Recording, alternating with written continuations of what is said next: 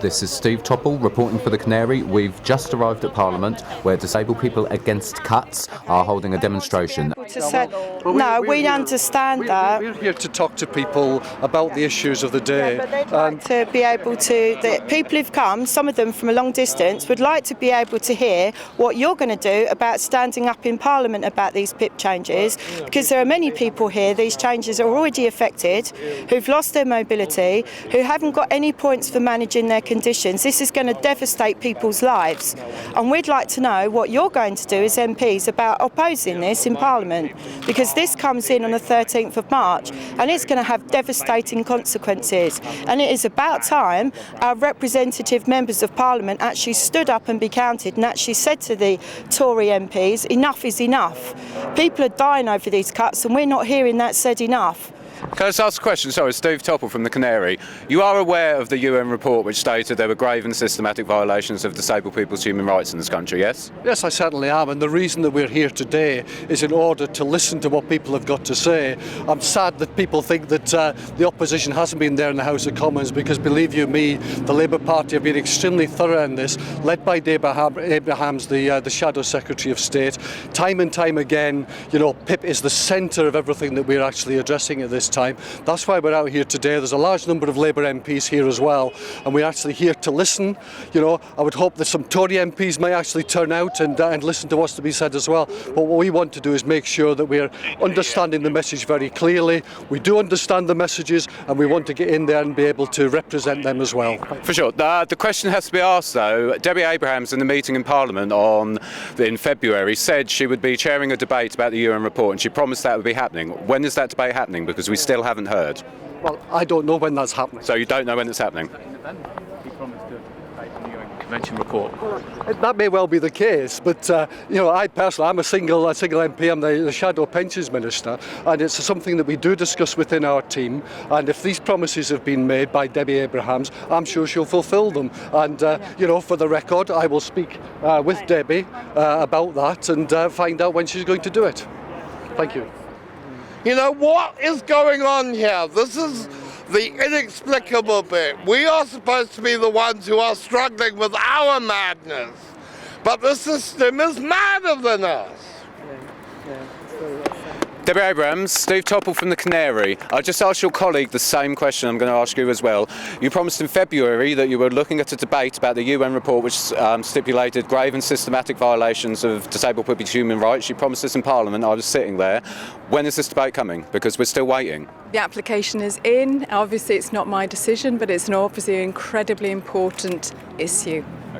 What have you got to say about PIP cuts? What's Labour's stance, please? Well, we laid down an EDM to annul the regulations. We hope that as many MPs as possible from all parties will join us and sign that. So this is the way that we get them annulled. There's also a petition on our website, so please get the message through to your MPs. This is the way that we can stop them. They have to be stopped. The way that they were sneaked through is absolutely outrageous, and disabled people, people with chronic mental health conditions, they need this support. It's absolutely outrageous what the government's doing, so please help us. Okay. It needs the public support to do this. We haven't got the power in there. The way it's been introduced, we need the public to sign the petitions, to get online and to sign those petitions. We need all MPs to sign that early day motion. Otherwise, it's in on the 16th. It took a year of solid campaigning by disabled activists to get 127,000 signatures for the historic WOW debate. And that was 4 years ago now. It's been shown yesterday that PIP is as deeply flawed as possible. Even the DWP have admitted they don't even adhere to their own guidelines. They're breaking the rules on Mental Health Act 2008 and the Mental Health Capacities Act 2008. Sorry, but fraud, if you're going to lie in an assessment, if we lie in our form, we can get taken to court for fraud. But they're lying on their assessments and they're not getting It appears they're a law unto themselves. Yeah. They just ignore the laws, ignore what comes from tribunals, utter contempt for the judiciary when it makes decisions in Supreme Court. They are a law unto themselves, and it really is just not acceptable. Can I just intervene? Sorry. With respect, though, this is not new, is it? This has been going on for years. So why has it taken so long for Labour to finally get to this point? Because this is disabled people have been saying this since like before 2010, when the work capability assessment came in. That was under New Labour. Disabled people have been campaigning and campaigning and campaigning, and it only seems that the past sort of year, Labour have really started to turn around. Why is it taking your party so long? I've only been in Parliament for 2 years, and I can only speak for the time that I've been here. What we can say is what we're doing now. We've seen the work capability assessments will not carry on. We will see an end to them. You all make out that you want to come here and be seen with certain people, and then you go back in there and nothing happens. We just get brown envelopes. We get continuous brown envelopes. I've had 2 assessments, and I went from having 4 points to receiving 0 points. Because all of my illnesses are invisible. Epilepsy, fibromyalgia, polycystic ovaries, and they all cause pain that fluctuates on a daily basis. And as a result of finally finding a partner, I have lost all of my benefits. And I can see in your face, you're not even interested in my story. Your eyes are everywhere else. Rude. No, what's rude is how we are being treated. We're having the decency to come out here and to debate. We're coming out here, we're sharing our stories. We are doing what we physically can before we get killed off under this government. And if you think that you can come out here, listen to a few stories and you've done your bit, then I'm sorry. I never said that. I never said that. This is what we get. Okay, so the protest by disabled people against cuts, DPAC, is now going to move down to Parliament. They're going to be holding their banners outside there. I just want to be said for the record, Debbie Abrahams, Shadow Minister for Work and Pensions, after answering a few questions, decided to scurry off back to Parliament. Marie Rim is still here, the Shadow Minister for Disabled People, but Debbie Abrahams has gone. I'm not sure what that says about the Labour Party, but it says a lot to me.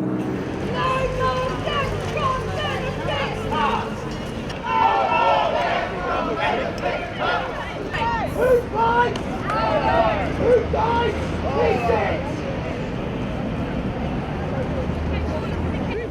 right? Our rights! Who's right? Who's right? Our rights! Okay, so DPAC are now currently doing a sit-down in the middle of Westminster Bridge. The traffic is blocked in all directions. I don't think they're going to be going anywhere quickly. I'm just looking at the police now. They don't look particularly happy. I'm not sure what's going on here, but yeah, we're now having a sit-down in the middle of Westminster Bridge, right outside Parliament. Yeah, and we'll see what happens. No deaths from Tory cuts! Assessments. 800,000 people were dragged through an appeal system to win entitlement back for a benefit that was always theirs. 6,800 people, they were good people, they were honest people, they told the truth, they didn't commit fraud like Maximus, like Atos, like Capita. Do every day on a daily basis. Go back to your MPs and complain. Say, why did these people have to die? Because they didn't. Okay, so what's going on now? What's the deal? What are we doing? We're just sitting down against disabled cuts, against all the benefit cuts, against the Tories as well. Well, against all government really, because they're all the same, really, I think. So, and we're just having a little sit down to, so people can see what we go through and what we put up with. The police thought this was okay. How is this okay? How is it okay that the Tories are killing us? How is any of this right? Okay, so the sit-down is still going on. Traffic was blocked in all directions, but the police have now opened up a lane to let some of the traffic through. However, the protesters from DPAC will not be moved. Paula Peters just gave a very emotional speech. She was saying that essentially this is genocide against disabled people. This is an ideology. It's systematic abuse of disabled people, and it's kind of hard to argue with her. When you look at what the United Nations said in their report, which was out last November, they said that successive governments, the former coalition and the current Conservative one, have committed grave and systematic violations of disabled people's human rights. The Tories specifically have helped create a society where disabled people are viewed as benefit cheats, benefit frauds, a burden to the taxpayer. And these are not my words. This is exactly what the UN said in their report. These people must be sick of having to fight for their very basic human rights. The government needs to stop its systematic attack on the disabled, and the police need to take seriously disability hate crime. That's what we're asking for. We want...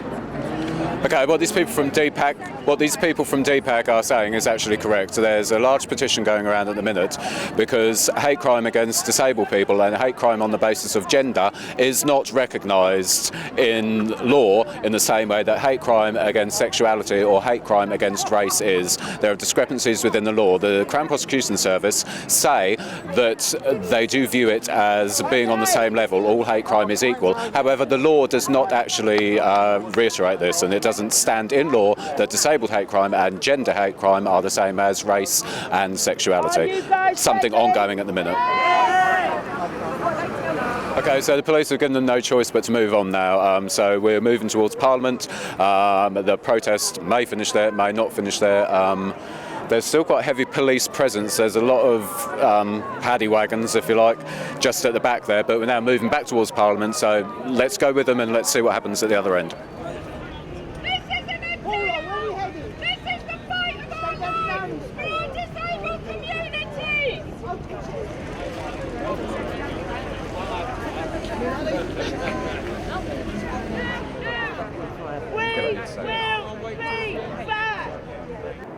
What we've seen today from Disabled People Against Cuts is a response. It's a response, firstly, to the Conservative government. It's secondly a response to a UN report last November saying that disabled people had had their human rights gravely and systematically violated. And thirdly, it's a response to a public which doesn't seem to care anymore. Let's be honest though, this is not something new. Disabled people have been campaigning for over a decade against reforms that the government constantly introduce, which are slowly eroding away at their human rights. It started under New Labour. They were the ones who introduced the work capability assessment. New Labour were the ones who introduced private companies to the Department for Work and Pensions. And all the Tories did was picked up their baton and ran with it. And I have to say, if society is judged on how it treats its people, then our society is failing miserably.